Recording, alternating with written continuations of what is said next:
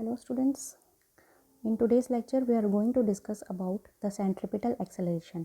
एक ऑब्जेक्ट जब एक सर्कल पर मूव करती है तो that is known as circular motion. और वो सर्कुलर मोशन हम कहाँ से डिफाइन करते हैं? सेंटर से डिफाइन करते हैं। कंसिडर करते हैं एक ऑब्जेक्ट पॉइंट ए पर है इनिशियली, और थोड़ी टाइम टी के बाद वो ऑब्जेक्ट टी टाइम के बाद पॉइंट बी पर पहुंच गई। तो हम पॉइंट ए को सेंटर से ज्वाइन कर देते हैं और पॉइंट बी को भी सेंटर से ज्वाइन कर देते हैं। तो ये दोनों हो गए रेडियस ऑफ द सर्कल, जो दोनों इक्वल हैं। पॉइंट ए पर वेलोसिटी की डायरेक्शन हो जाएगी यहाँ पर, और पॉइंट बी पर वेलोसिटी की डायरेक्शन है इस डायरेक्शन में। इसको थोड़ा और आगे एक्सटेंड करते हैं और इसको यहाँ से देखते हैं। तो सेंटर से जब मार्क करते हैं तो ए से बी तक जाने के लिए एंगुलर डिस्प्लेसमेंट हुआ थीटा। उसी तरह से जब हम इसको मैथमेटिकली देखते हैं तो ये एंगल भी हमारा थीटा होता है।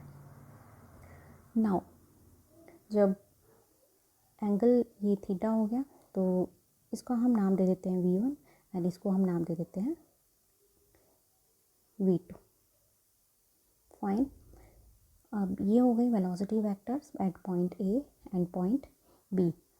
तो हमारी वेलोसिटी यूनिफॉर्म सर्कुलर के केस में कांस्टेंट होती है, तो दोनों वेलोसिटीज़ को हम इक्वल कर लेते हैं और ये हमारी आ जाएंगी v1 is equal to v2, और एक वेलोसिटी हम कॉमन कंसिडर कर लेते हैं, v1 v2 वेलोसिटी v के बराबर है।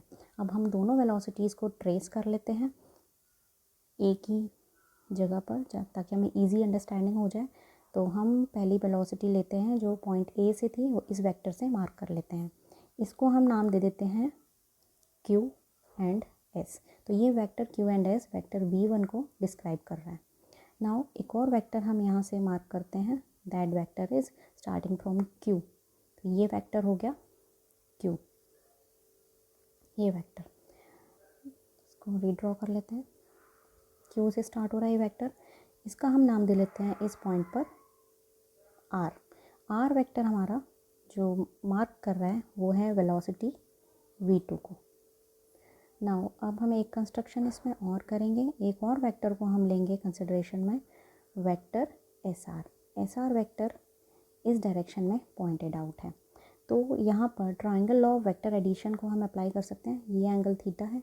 Triangle law of vector addition क्या बोलता है कि जब दो वेक्टर्स अलग अलग डायरेक्शन में मूव कर रहे हैं, लाइक ये वेक्टर, यहाँ पर हम अप्लाई करेंगे triangle law of vector addition. यहाँ पर हम देख रहे हैं ट्राइंगल, इस ट्राइंगल में triangle Q R and S, Q R S Q S R triangle में वेक्टर क्यू एस की हेड से वेक्टर एस आर निकला हुआ है, और यहाँ पर वेक्टर क्यू आर उसका हेड और वेक्टर एस आर का हेड सेम है। तो ये हमें क्राइटेरिया फुलफिल करता है triangle law of vector addition की। तो बस हम उसको यहाँ पर अप्लाई कर देते हैं। तो यहाँ देख लेते हैं हम कि हमारा वैल्यू क्या आ रही है।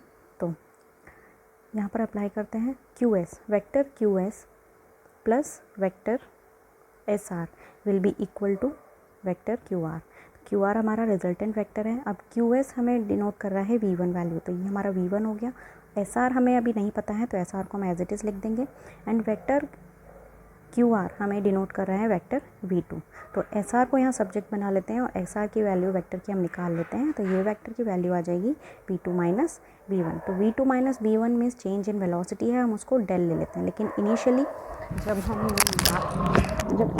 हम बात करते हैं इसकी यूनिफॉर्म एक्सेलरेशन में वेलोसिटी कांस्टेंट रहती है, बट फिर भी हम इसको कुछ चेंज अगर वेलोसिटी में हुआ है तो हम उसको डेल्टा वी कंसिडर कर लेते हैं। Now what we have, theta value जो एंगुलर डिस्प्लेसमेंट की वैल्यू होती है वो हमें पता है एक और फॉर्मूले से, that is given by arc upon radius. तो अगर हम यहाँ पर आर्क ड्रॉ करते हैं, इसको सेंटर लेकर यहाँ पर एक आर्क ड्रॉ करते हैं, तो एस आर हमारी एक आर्क हो जाएगी। तो यहाँ पर हमने एस आर वेक्टर लिख दिया है, एंड रेडियस हमारा है, ये हमारा रेडियस हो जाएगा जो हमने इसको कंसिडर किया सर्कल का। अगर हम यहाँ पर आर्क मार्क करते हैं तो ये दोनों हमारे रेडियस हो जाएंगे।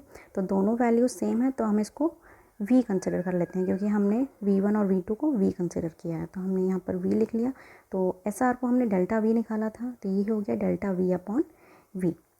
नाउ इसी इक्वेशन में theta is equal to delta v by v में हम बोथ साइड्स टी से डिवाइड कर देते हैं, तो यहाँ पर हो जाएगा थीटा बाई 2 एंड यहाँ पर हो जाएगा delta V upon T V. Now theta by V हमें पता है हमारी एंगुलर वेलोसिटी होती है, तो ये हो गई एंगुलर वेलोसिटी ओमेगा, और delta V upon V as it is रहेगा।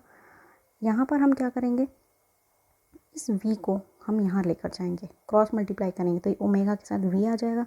डेल्टा v अपॉन टी मतलब हमारी होती है सेंट्रीपिटल एक्सेलरेशन।